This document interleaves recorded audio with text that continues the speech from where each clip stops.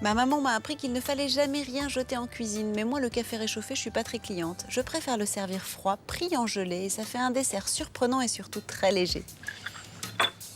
Les feuilles de gélatine alimentaire font partie des produits essentiels à avoir toujours dans son placard, enfin quand on est amateur de pâtisserie comme moi. Moi ça me permet de prendre en gelée tout ce qui me passe sous la main, et pourquoi pas du café. Et on commence par faire fondre les feuilles de gélatine dans de l'eau froide, hyper classique.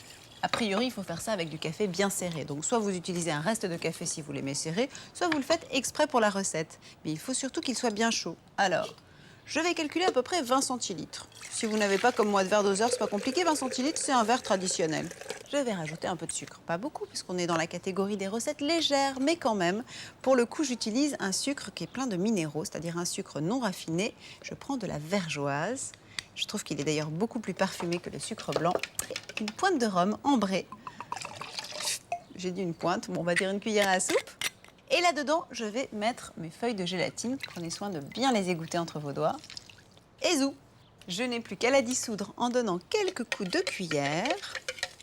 J'utilise ces petits verres, genre verre à alcool, et je vais répartir mon café. Et si vous êtes un peu cardiaque ou très sensible au côté excitant du café, mais il faut savoir qu'il dope aussi la mémoire, ça peut être utile, notamment pour les étudiants, et bien dans ces cas-là, vous utilisez du décaféiné, mais toujours un café ou un décaféiné serré pour garder le goût. Alors, ben voilà, maintenant on n'a plus qu'à mettre ça au frais pendant 2 heures au moins. Au bout de 2 heures, vous aurez de la gelée. Et le dernier geste à faire juste avant de servir, c'est de rajouter un petit peu de chantilly. Maintenant, on trouve de la chantilly allégée, alors on ne va pas se priver. Elle n'est pas mauvaise en plus.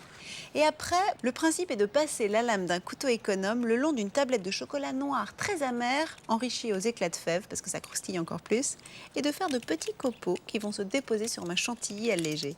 Et voilà, c'est prêt. Gelée de café aux éclats de fèves.